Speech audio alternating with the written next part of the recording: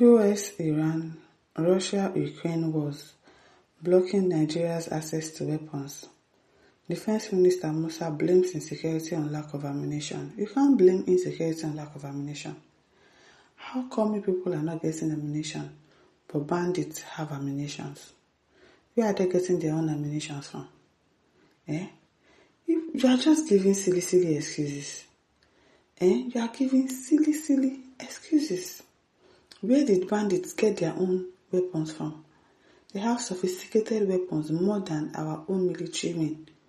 You are telling us that it's US, Iran and Ukraine war that is blocking your access to weapons. You are not serious. People are not serious. Christopher Musa, Nigeria's Minister of Defense, has claimed that the escalating conflict across different parts of the world, particularly the Iran, US, Israeli and Russia-Ukraine wars, are hampering Nigeria's ability to acquire military equipment needed to confront insecurity. So, the only place that you can get weapons is from US, Israeli, Russia, Ukraine. Other countries do not have weapons. Where are bandits getting their own weapons from? People are not even good liars. They don't know how to lie. The defense minister warned that the situation has exposed the country's dependence on foreign defense suppliers.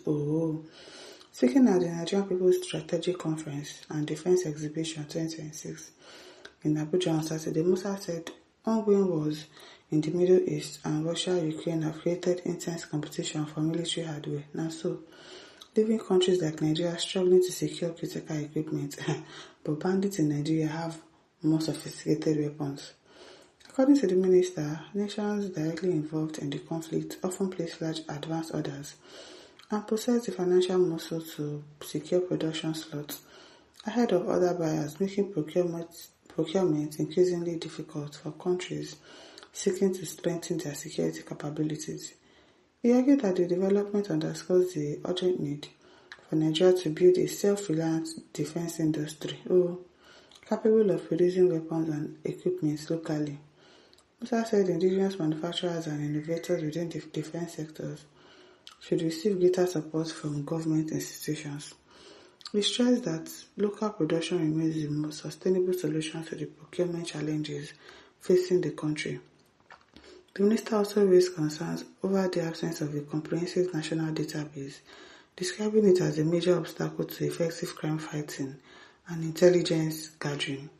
He appealed to the National Assembly to support efforts aimed at creating a reliable database that captures all Nigerians. National Assembly, now here they call. Okay now, let's see if they will do something about that.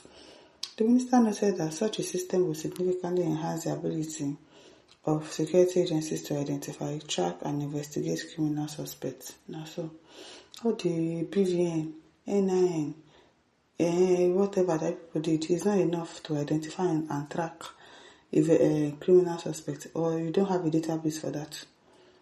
Almost everybody did BVC, something that you use to verify yourself at the bank. NIN, all of those things should be enough for you to track criminal suspects. You are still looking for another database. According to him, the Nigerian Police Force has continued to perform under extremely difficult conditions, despite lacking a robust national database to support investigations and law enforcement operations. Musa praised the police for what he described as remarkable achievements in crime detection and prevention, despite operational limitations that would ordinarily make such work difficult. The defense minister further stressed that security agencies require timely information from members of the public to effectively combat crime. Insisted that citizens must effectively support law enforcement by reporting suspicious activities in their communities. He lamented recurring incidents of vandalism targeting public infrastructure, including roads, railway facilities and solar power streetlights, arguing that many of such crimes could be prevented if residents promptly alerted authorities. Even if they alert you, even if the police station is close to where they are committing crime, people will not come. You are waiting for residents to alert you. Addressing the broader causes of insecurity, Musa called on state governors to ensure that increased federal allocations translate into tangible improvement in the lives of ordinary citizens. He identified poverty, unemployment and illiteracy as major factors fueling criminality and insecurity across the country. The minister maintained that addressing socio-economic challenges at the grassroots level would reduce the vulnerability of young people to recruitment by criminal and violent people. He also advocated stronger regulation of community-based security outfits, such as the Civilian Joint Task Force, warning that the indiscriminate arming of unregulated groups could create additional security threats in the future. Also speaking at the event, Deputy Speaker of the House of Representatives, Benjamin Kalu, said the National Assembly would continue to support security agencies through legislation, funding and oversight mechanism. Kalu, however, argued that military operation alone cannot resolve Nigeria's complex security crisis. Also, what else do you need? Calling for broader institutional reforms.